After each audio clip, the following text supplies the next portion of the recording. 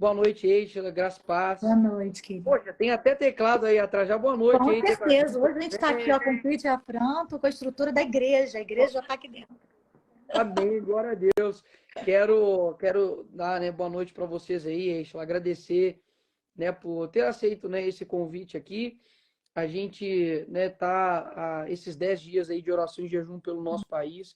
Pessoas incríveis, né, passaram por aqui falando um pouco de oração, falando um pouco da experiência da sua oração. A gente sabe que a oração faz parte, né, da vida diária do cristão, mas todos nós temos um ensinamento, temos uma experiência, e você é uma pessoa que, assim, quando a gente, né, o pessoal foi montando a lista, eu falei que bom, que a gente vai ter o prazer de conversar um pouquinho aqui com ela aqui, tá? Então seja bem-vinda aí e fica à vontade aqui.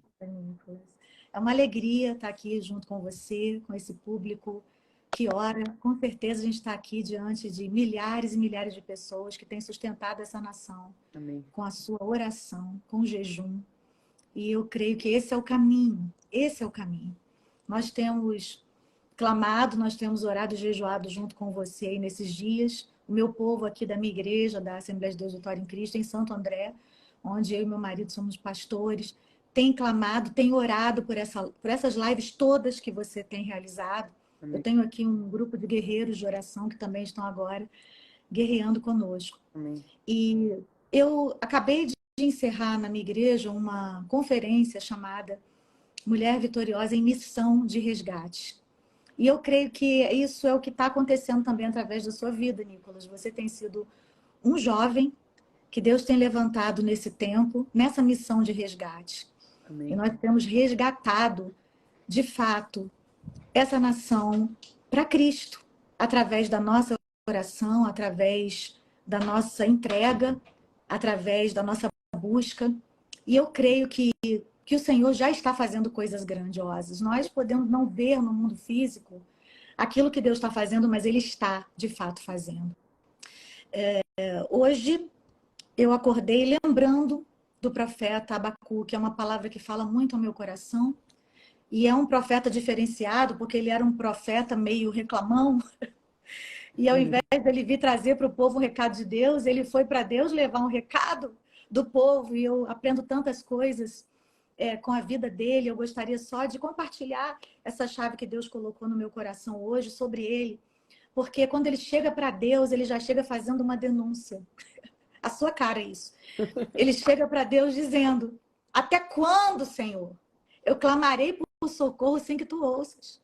Até quando eu gritarei a ti violência sem que tragas salvação? E ele continua dizendo: por que tu me fazes ver a injustiça e contemplar a maldade? A destruição e a violência estão diante de mim. A luta e conflito por todo lado. A lei se enfraquece e a justiça nunca prevalece. E olha o que mais ele diz: os ímpios prejudicam os justos e assim a justiça é pervertida. E a gente, quando vê um profeta na Bíblia falando assim com Deus, pode até parecer que Deus não sabe do que está acontecendo, né? Que Deus precisa que alguém faça essa denúncia. Ele não precisa, mas ele permite. Amém. Não é porque ele sabe que a gente não pode abrir o coração com ele. Não é porque ele sabe o que está acontecendo que nós não podemos rasgar o nosso coração diante dele e fazer a nossa queixa. Abacuque estava aqui num lugar de questionamento. Todos nós, eu acho que entramos nesse lugar em algum tempo da nossa vida, né, Nicolas? Tem hora que a gente pensa assim, tá tudo indo direitinho, Senhor, vai ser desse jeito aqui. A gente coloca a nossa oração no caderno e acha que vai ser daquele jeito, que a resposta virá por esse caminho. E, de repente, as coisas mudam e nada acontece como a gente esperava. Eu já vivenciei isso na minha vida pessoal. Eu vivi situações insuportáveis, sabe? Mesmo debaixo do peso da oração de uma nação, eu vi Deus agir na minha vida de uma forma diferente do que eu esperava. E é claro que eu cheguei para Deus e falei: Senhor, por quê? Até quando? Por que isso está acontecendo na minha vida? É lógico. E Deus aguenta nossas perguntas. Só que a gente também tem que estar preparado para aguentar a resposta dele. Porque nem sempre a resposta vem como a gente quer. De vez em quando vem uma resposta, como aconteceu aqui com a Abacuque, vai piorar. Segura a tua onda, aperta o teu cinto, porque a tendência é piorar. No caso de Abacuque, Judá estava sitiada pelos caldeus. E não tinha jeito, ia ser o domínio babilônico ali por um tempo. Essa era a sentença divina. Por um tempo, eles ficariam ali reféns dos caldeus. Não seria para sempre, seria por um tempo. Entenda que a disciplina de Deus, ela dura um tempo. Assim como o Salmo diz, o choro pode durar uma noite, mas a alegria virá pela manhã. Nós cremos que a dor tem um tempo para existir. Mas quando a alegria chegar, Deus não fala ali o tempo que vai durar. Então, a gente tem que estar com os olhos nisso, esperando esse novo tempo, esse novo momento. Porque as nossas orações, elas não estão ficando aqui, elas estão subindo para um Deus que é poderoso. E Abacuque não ficou só no lugar de questionamento. Abacuque, Nicolas, ele saiu desse lugar e a Bíblia diz que depois da resposta de Deus, porque Deus respondeu e Deus falou que ia piorar, Abacuque, ele assumiu um posicionamento. E a Bíblia diz assim, que ele falou no capítulo 2, ficarei no meu posto de sentinela e tomarei posição sobre a muralha e aguardarei para ver o que o Senhor me dirá e que resposta terei à minha queixa. É muita intimidade com Deus, você chegar para Ele e saber que você tem liberdade para fazer uma queixa, liberdade para abrir o seu coração, mas você vai ficar na posição, assim como nós estamos, orando, jejuando, esperando a resposta de Deus, porque ela virá, ela está a caminho. Nicolas, John Wesley dizia assim, que Deus não faz nada além de responder oração. A Bíblia fala do poder da oração. Paulo nos ensina, na sua carta aos Tessalonicenses, orai sem cessar. Ele também fala em Efésios 6, que nós devemos orar continuamente, depois que ele nos apresenta todas as nossas armas espirituais. A oração é a chave da vitória. Abacuque ficou no seu posto de vigia, esperando a resposta de Deus. Sabe qual foi a resposta que Deus deu para ele? O meu justo viverá pela fé. E Deus ainda mandou ele escrever isso no outdoor da época. Bota nas tábuas, para quem passar correndo, ler. E a gente está fazendo isso aqui. O nosso outdoor de hoje é esse. É o nosso Instagram, é o YouTube, são as nossas redes sociais. É através desse lugar aqui, de alcance público, que nós estamos aqui declarando que nós viveremos pela fé. Nós não seremos reféns das circunstâncias. Nós não seremos reféns daquilo que a gente está vendo nos noticiários. Nós continuamos crendo no poder da oração e no poder desse Deus que está no controle. Eu acordei hoje com a primeira dama, minha amada do coração. Desculpe a mania, né? Nossa, primeira dama. Com a Michele, a minha linda, querida, falando assim, hoje eu queria ouvir essa canção porque cabe. Então eu já acordei cantando essa canção, eu queria cantar um pedacinho aqui para consolar o coração daqueles que estão achando que Deus foi pego de surpresa. Deus não foi pego de surpresa. Amém. Deus sabe exatamente o que Ele está fazendo.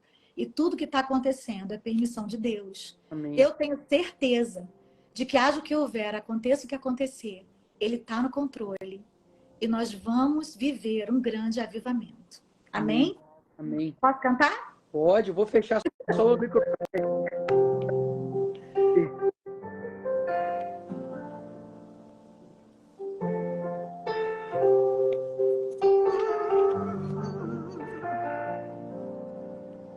Quanto mais a vida passa, mais percebo que sem Deus não dá pra viver.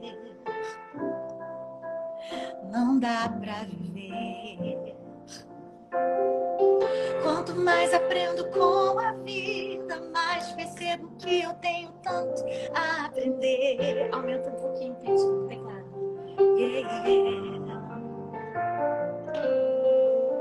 Eu aprendi que eu não preciso viver preocupado com o que vai acontecer, com o que virá. O que é hoje e amanhã vai passar. Nessa vida tudo muda, só existe um Deus que permanecerá no controle.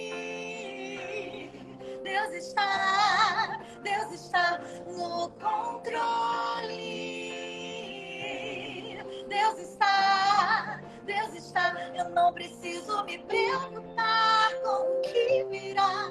Já basta cada dia o seu mal. Eu só tenho que confiar e descansar, porque Deus está no controle.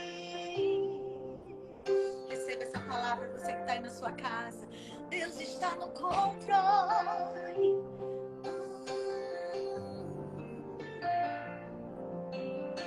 Eu aprendi que eu não preciso viver preocupado com o que vai acontecer, com o que virá. Deus já está no nosso futuro, aleluia. O que é hoje e amanhã vai passar. Nessa vida tudo muda, só existe um Deus que permanecerá no controle. Deus está no controle. Deus está. Eu não preciso me preocupar com o que virá. Já basta cada dia seu não. Eu só tenho que confiar e descansar, porque Deus está no controle. Oh, Ele está no controle. Ele está no controle da minha vida. Ele está no controle da minha família. Ele está no controle do Brasil. Oh, essa nação está nas mãos do Deus Todo-Poderoso. Ele está no controle. Oh, Senhor, nós te adoramos porque Tu estás no controle. Oh, Deus, nós entregamos a Ti o controle nessa hora. Pai, quantas vezes queremos resolver tudo do nosso jeito. Sim, Senhor, nós queremos. E nós nos arrependemos nessa hora da nossa petulância, de acharmos, Senhor, que nós sabemos o que é melhor para as nossas vidas. O Senhor sabe o que é melhor. Estamos aqui na Tua presença nessa hora para Te entregar o controle. Sim, Pai, entregar o controle a Ti é o mesmo que perdermos o nosso controle pessoal das coisas. Mas nós queremos declarar que nós acreditamos nas Tuas respostas, acreditamos nas Tuas soluções, Senhor. Nós não confiamos em carros, em cavalos, em homens, em governos apenas. Confiamos em Ti. Sabemos que Tu tens usado homens e mulheres de Deus em nosso favor, mas nós também sabemos que quando o Senhor não diz o que vai fazer, quando o Senhor não nos dá o mapa de como o Senhor vai agir, nós temos que pisar, que o Senhor vai colocar o chão. Estamos aqui, Senhor, pisando através da oração. Estamos aqui, Senhor, pisando nesse território desconhecido. Não sabemos o que será de nós. Como disse o Teu servo Josafá, não sabemos o que fazer, mas os nossos olhos estão postos em Ti, Deus. Os nossos olhos estão no Deus que está no controle. O Deus que sabe todas as coisas, o Deus que tudo vê, tudo pode, o Deus que é soberano. Tu estás no controle, no controle, no controle. Tu estás no controle.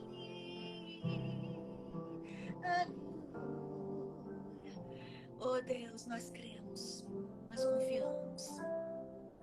Aleluia. E Nicolas, depois que o profeta Abacuque obteve essa resposta de Deus, dizendo: meu justo viverá pela fé, declare isso, coloque isso em tábuas para todo mundo ver. Abacuque escreveu uma canção. E ele canta essa canção. Então ele saiu do lugar de questionamento, ele foi para um lugar de posicionamento, que é o que muita gente está precisando fazer, se posicionar, né? Tem gente em cima do muro e o muro é do capeta. E ele cantou uma canção que inspirou uma canção minha também, sabe? E essa canção eu tenho cantado já faz quase 20 anos na minha história, todos os lugares onde eu vou. Eu não posso deixar de cantá-la. E ela fala da fidelidade de Deus. Amém. O profeta Abacuque, ele diz ali, ó, na sua oração tão famosa, tão conhecida, no finalzinho do capítulo 3. Se você está aí com a sua Bíblia na sua casa, abra a sua Bíblia, porque o profeta Abacuque, depois que ele ouviu tudo o que aconteceria, depois que ele teve consciência de que as coisas poderiam piorar, ele disse assim: eu ouvi isso e o meu íntimo estremeceu. Não era porque ele estava na presença de Deus, não era porque ele sabia que Deus estava no controle, que ele não teve medo. Nós somos de carne e osso. Nós sentimos medo às vezes, é verdade. Ele estremeceu, ele disse: meus lábios tremeram, meus ossos desfaleceram, minhas pernas vacilavam. Mas ele declarou assim, e eu quero que você também declare na sua casa, e você, Nicolas, que tem sido um Davizinho, que Deus levantou nesse tempo. Como eu oro por você, Nicolas, como se você fosse meu filho. Como eu oro por você, Nicolas, como eu oro pela sua vida. Porque a sua postura, a sua coragem me emocionam demais, de verdade. Mas ele disse assim, ó, e eu quero que você declare isso também. Tranquilo esperarei o dia da desgraça que virá sobre o povo que nos ataca. A gente sabe que a nossa guerra não é contra a carne ou sangue, né? É contra principados e potestades. Então esses demônios vão cair em nome de Jesus. E ele continuou dizendo, mesmo não florescendo a figueira, não havendo uvas nas videiras, mesmo falhando a safra de azeitonas, e não havendo produção de alimento nas lavouras, nem ovelhas no curral, nem bois nos estábulos. Ainda assim, eu exultarei no Senhor e me alegrarei no Deus da minha salvação. O Senhor, o soberano, é a minha força.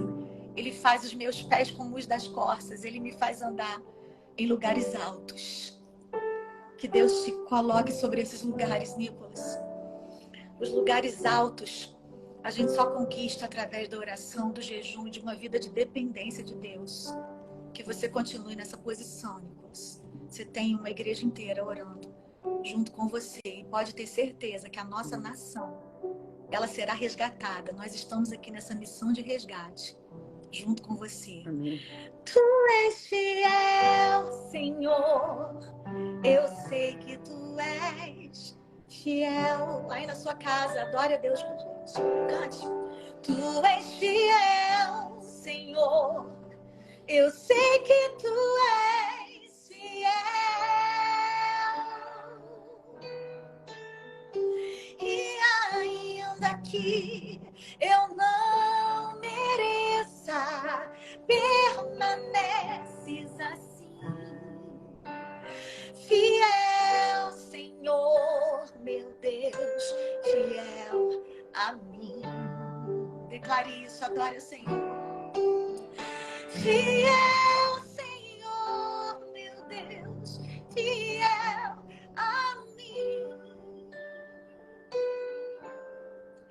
Oh, aleluia, Deus está aqui, Deus está aqui. Sei que estás aqui, Senhor. Podes perceber quem sou. Podes ver se há em mim um verdadeiro adorador. A minha oferta eu ofereço a ti, Deus meu, pra reconhecer que nada tem. Tudo é teu, Senhor. Recebe toda a glória, toda a honra, todo louvor nessa hora. Quero te adorar, ainda que a figueira não floresça. Haja o que houver, nós vamos te adorar, Deus. Quero me alegrar, mesmo se o dinheiro me faltar. Oh Deus, o mundo pode estar em crise, mas nós estamos em Cristo. A vitória vem, mesmo que pareça que é o fim. A última palavra é tua, Senhor. Nós cremos, pois tu és fiel, Senhor, fiel a mim. Tu és fiel, Senhor. Eu sei que tu és fiel. Tu és fiel, Senhor. Eu sei que tu és fiel.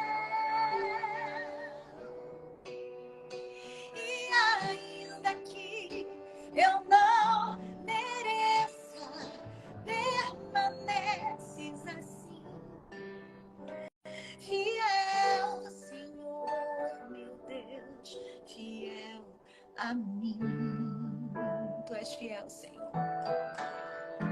Fiel, Senhor, meu Deus, fiel a mim. Aleluia. Fiel, Senhor, meu Deus, tu és fiel. Oh, nós cremos que tu és fiel, Senhor, meu Deus, fiel a mim. Oh, aleluia, tu és fiel a mim. Glória a Deus. Amém. Amém, amém. Eichla, não posso deixar de fazer a pergunta para você, que tenho feito para todos, né? Sei que a sua vida, a oração, foi muito presente, né? Ainda continua sendo presente, mas eu quero que você selecione uma, né? Um momento em que a oração ela foi assim fundamental, fez toda a diferença aí na sua vida. Sem dúvida, foi no momento em que eu tive que me despedir do meu filho, Mateus, há exatamente 7 anos atrás. Eu acho que foi o pior dia da minha vida, o dia em que eu tive que enterrar o meu filho, o dia em que eu tive que aceitar uma resposta negativa de Deus. Porque aquilo que foi um não para mim, naquele tempo, eu entendo hoje que foi um sim para o céu. Porque nós sabemos que aqueles que morrem em Cristo, eles não morrem, eles apenas dormem em Cristo e estão aguardando aquele grande dia, o dia do arrebatamento, né? Quando aqueles que estiverem mortos, eles ressuscitarão incorruptíveis e eles serão transportados para as alturas e nós, os que estivermos vivos, subiremos e encontraremos com eles na glória e viveremos para sempre com Cristo nesse lugar onde não haverá mais dor, nem injustiça, nem morte, nem tristeza. Mas isso tudo, no dia que você está se despedindo de um filho, naquele momento ali, nada faz sentido. Não adianta alguém chegar com a Bíblia toda decorada e citar os versículos mais profundos para você. Não adianta alguém dizer que o seu choro vai passar. Não adianta alguém dizer que você vai ficar bem. E não adianta alguém trazer explicações que você pode até concordar que sejam plausíveis, mas elas não servem para aquele momento. Naquela hora é só chorar.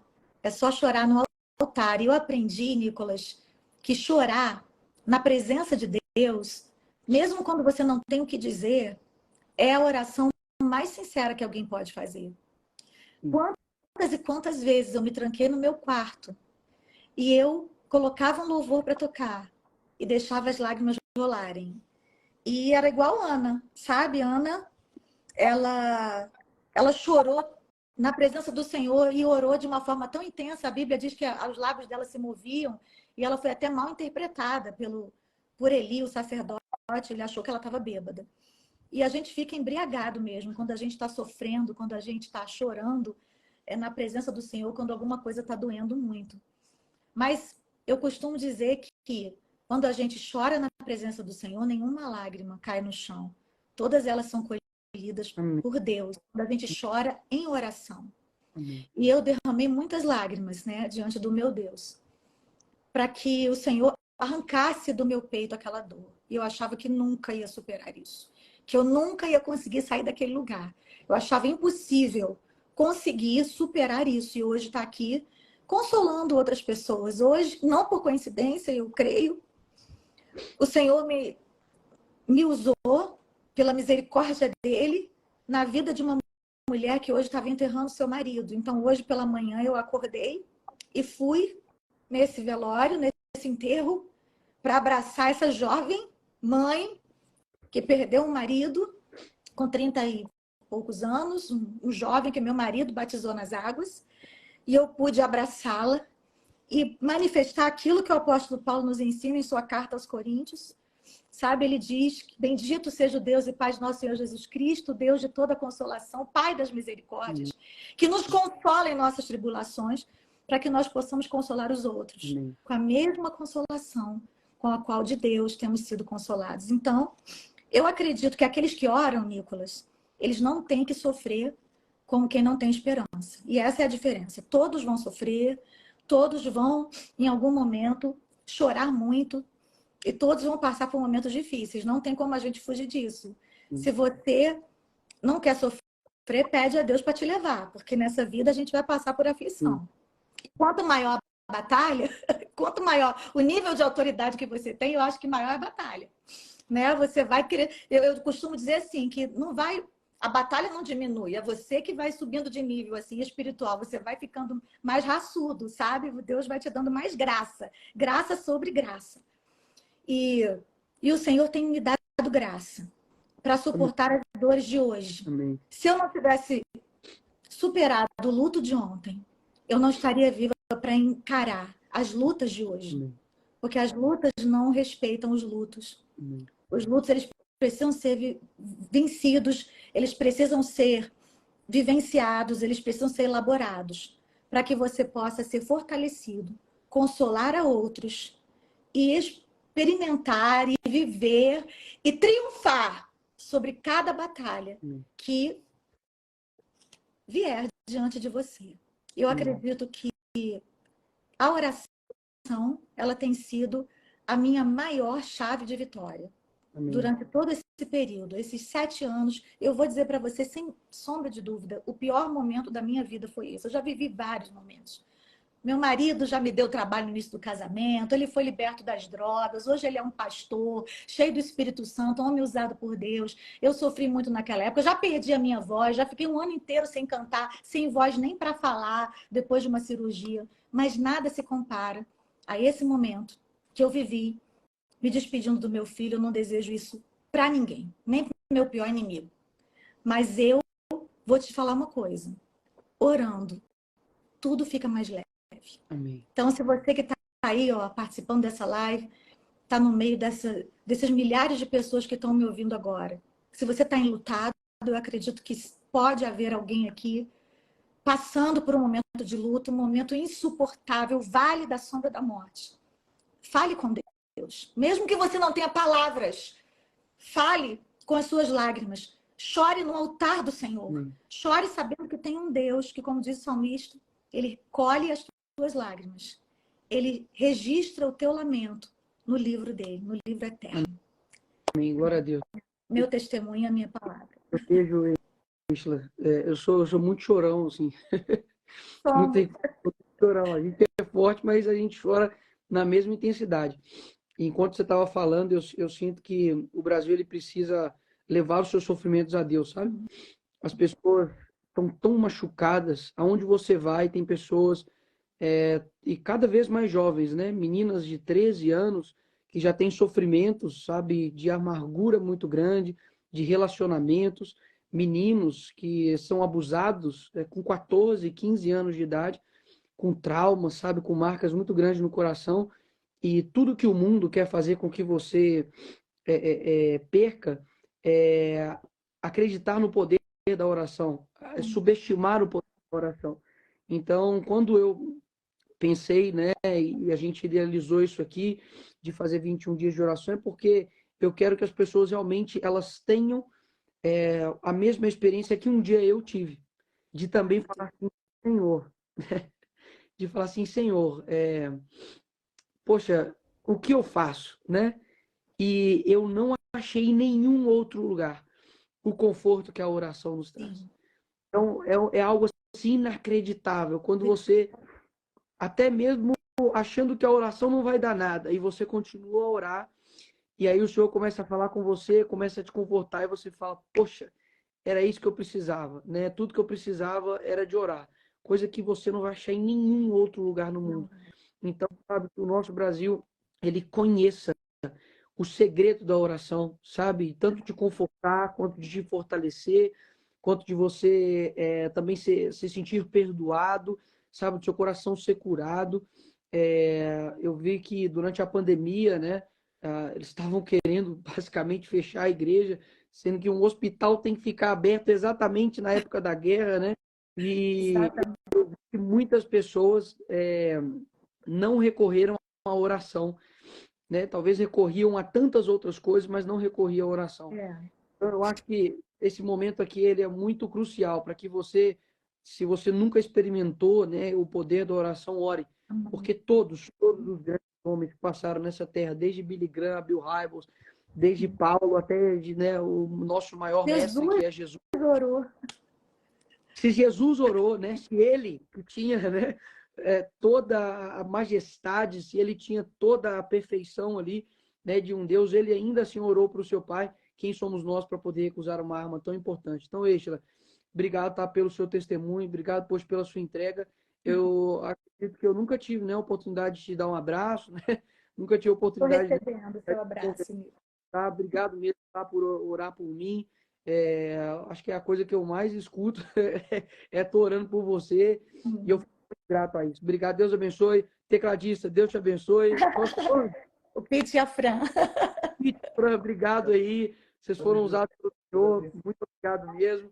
E te agradecer. Deus continue te usando. Deus continue te usando. Nós. Você não está sozinho. Tem um exército orando por você, viu? Amém. Força. Amamos muito você. Amém. Deus te abençoe. Deus abençoe vocês aí. Beijão.